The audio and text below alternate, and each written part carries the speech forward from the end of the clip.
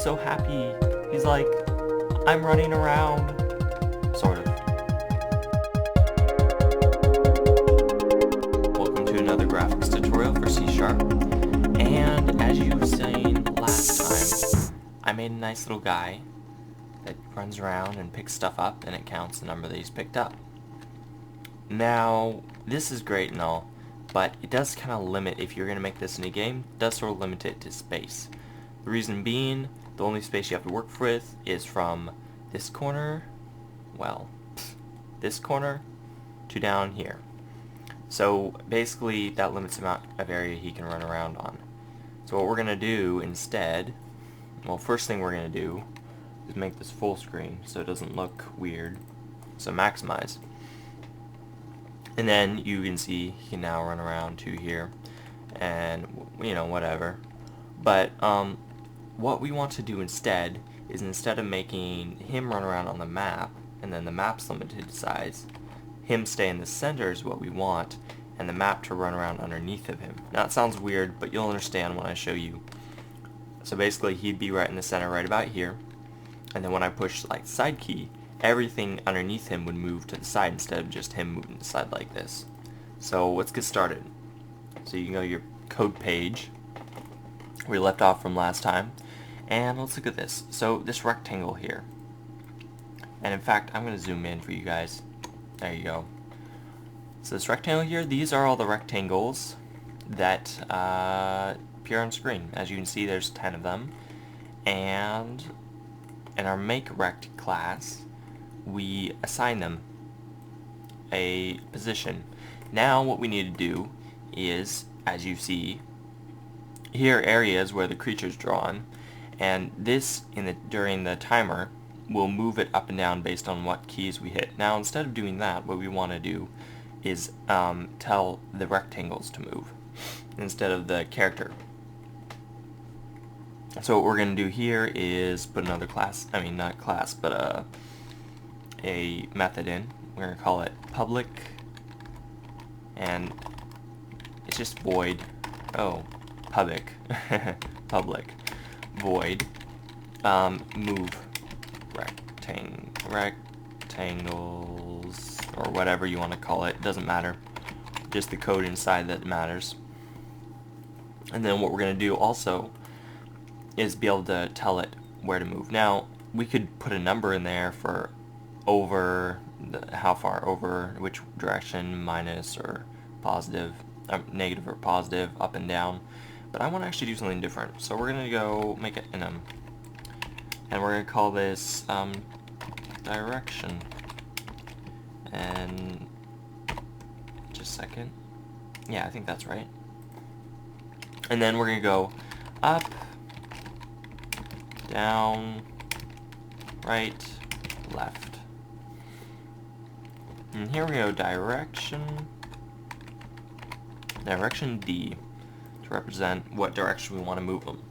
And then in here, we know it's recs that we have to move, so we go for int I is equal to 0, while I is less than recs.length. So we cycle through all of them, I plus plus. Now, in here, we need to move all of them over, so they're all going to move underneath this character. So we're going to go, tell you what, recs I, in fact, another thing we need to do is interpret this, the direction D. So if D is equal to direction dot down, and then you know how I am, copy and paste, never do any ounce of work more than you have to, sort of, at least within practical reason. Then we go up, we put right in here, and then left, of course. Now,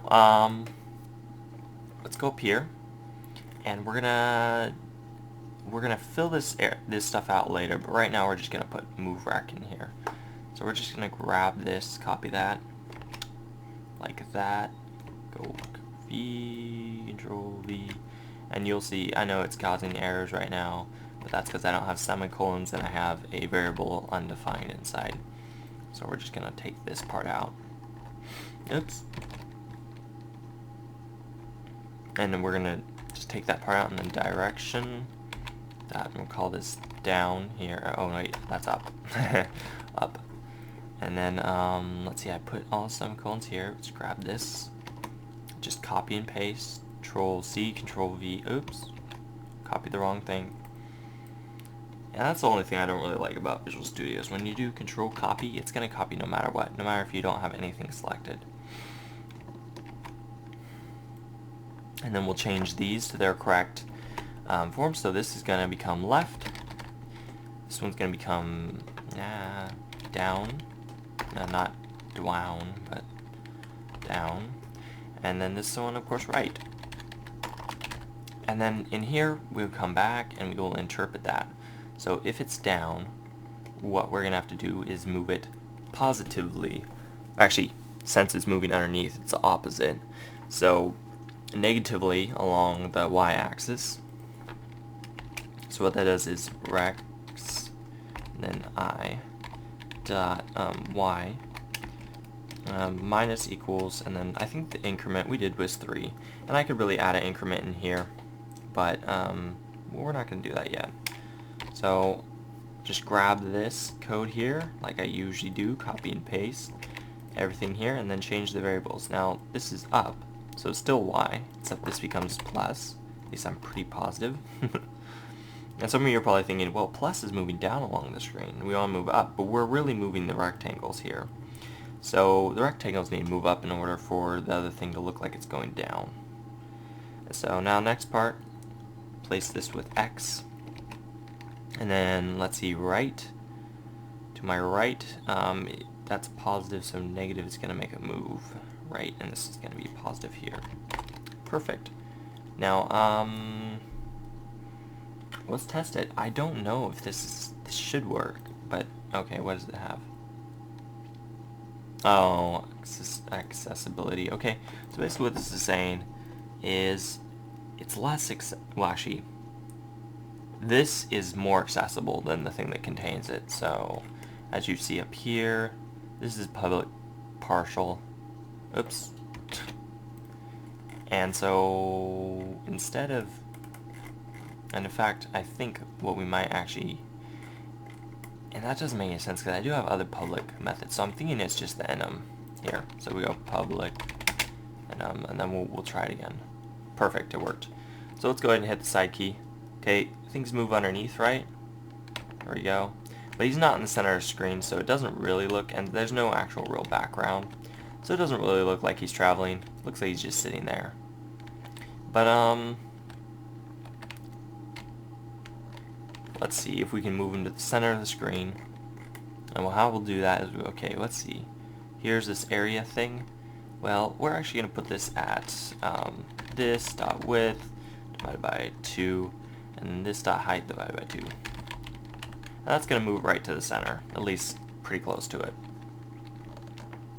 Now it looks a little bit more like he's moving, but not really. And the reason it doesn't really look like he's moving is because we have a blue background. And basically what that does, in fact I want him to move a little bit quicker, so I'll edit that, but is it gives it the impression that now that they're all gone, it gives the impression that nothing's moving. So we're going to have to change the background to something else. And let's see. I wanted to move the increment up. So let's do this to 5. I think 5 is going to be quick enough. Now, we do have it moving underneath, and this would be a relatively short tutorial if I was to end it here. So what we're going to do is, since it doesn't really look like it's moving after we get these all done here, let's actually go ahead and generate another set of rectangles. And this set of rectangles, what it's going to do is do the train underneath. And it's going to be super simple. It's just, you know, makes it look a little bit better. So these are going to be terrain rects or whatever. And I misspelled that. I put 3 R's in, so let's go ahead and take that out. And let's go down here.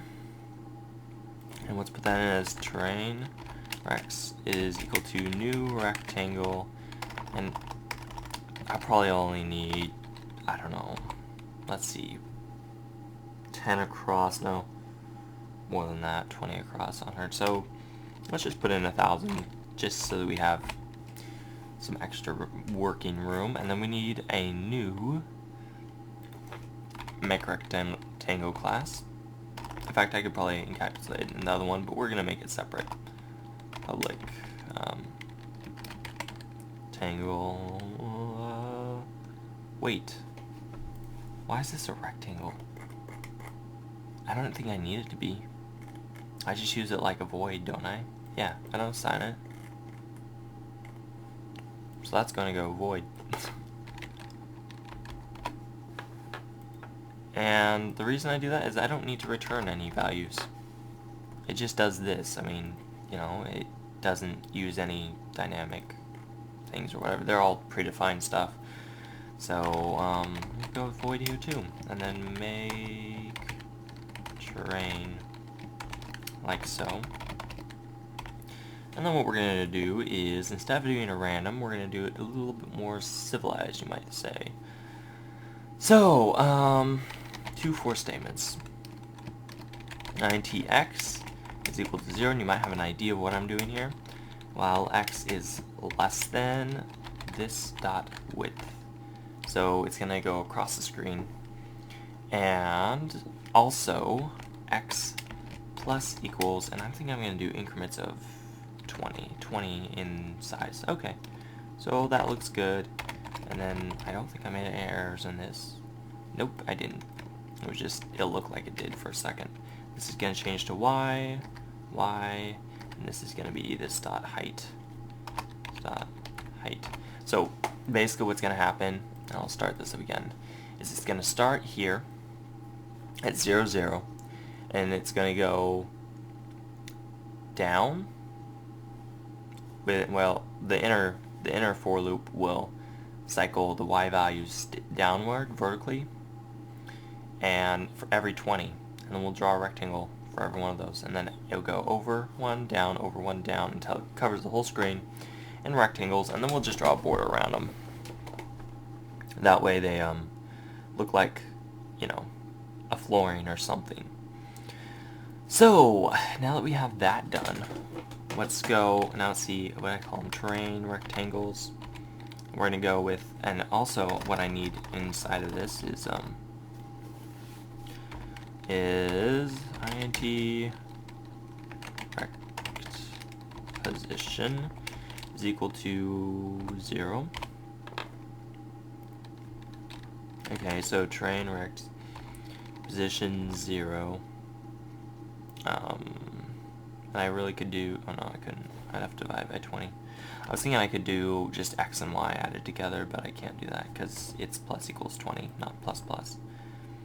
And then we'll go rect position plus plus inside of here is equal to new rectangle. The x and the y, of course, are the x and y values there. And then the width is 20 and 20. And then, let's see, is that all good? Alright, now we need to go to the drawing method, which is here, I think. Fill rectangles, rex. Now underneath here, we're going to go scg, which is the graphics, and we're going to just go ahead and do, well, let's do fill rect. No, because then they'll all be the same color, so we're going to have to draw. So draw rectangles, and then I don't know if I've predefined a pen, so new pen, and then brushes dot, we'll go with, okay, let's pick a absolute random color. Okay, sea green. And then the rectangles is just terrain rex, and I think after I put up here inside my load thing, make terrain, it should do everything correctly. Oh, but I don't have it moving it, so let's just look at it like this. Is it gonna go? What did it do? Okay, it's outside the index. Oh, okay, so this thing, actually we need to flip this around because this says rect position plus plus. See that? And And basically, oh wait, no, I think what it is there's too many rectangles because I only did it by 20. So let's actually increase that. Let's increase it to like 40 in the size, because my guess is that should fix it. Oh yes, there we go, it did. As you can see, they don't move underneath of him yet, so we actually need to go ahead and on the move thing, move rectangle here, we're gonna actually go ahead and throw another thing in, and we'll just copy this one and we'll go down like that, and we'll do terrain rex. Is that right? Yes, that is right. Copy that like so, and that should work. As you see, we can approach the outer border of it, and that is kind of a problem. But if you want to make a bigger map, just have more rectangles. Now, I may get into more depth because, like, if you have a massive map that you're trying to move around on, and of course, that takes, let's see, this was under 1,000 rectangles. But if you have a massive map, you might end up having, you know, like 1,000,000 rectangles. And it's kind of like, how do you have a map that you can move around on that will actually move at a reasonable speed and not have any problems? Because what happens here is the amount of calculations doing here, this is actually pretty quick, just because there's only 1,000 of them. But if you had like 1,000,000, it would probably be pretty slow in your program. So I may get into depth later and show you how to load it previously, the area that you need, and then usually I load it into a three-dimensional array, and I'll show you one of those. You go rectangle, and then you do this, and you go comma, comma, comma, comma, and then you go equals new rectangle, and then comma, comma, like that. And basically what this does, and I need to put like values in here, but 100, at least I think that's how you do it. Oh, no, it's not. Anyways, I'll just have to look up that. It may just be that you just go like new rectangle, something like that. Nope, guess not. So, anyways, I'll look that up later, but I know I've used it before, and basically what that does is, in fact, let's get that back. You put like an X value in here, and like a Y value in there, and then you do, and then your screen width and height is already given, so you don't need to put that in. And of course, I'm just showing you, this would be like whatever you call it. Oh, I know what I did. Okay, that was really dumb. Let's fix this. Terrain, we'll just call it terrain equals new rectangle. And what I did was, I was right on this, but I didn't put a name. So anyways, now that it's done, I was like, okay, what's going on here? Well, you didn't put a name, stupid. So basically you do like down here, we'll put it in, go terrain, and then you go, you know, value, value, value, right? Well, basically what you do is you make a, and of course this isn't working because, you know, we don't have it set to anything. But anyways, in fact, I wonder what error it's well, of course, it's only used as a statement. But yeah. So you put an X value, like in here, and like a Y value in there. And of course, this isn't going through because I have like it as a statement. I don't have it set to equal something. So something equals, you know, whatever you want over here.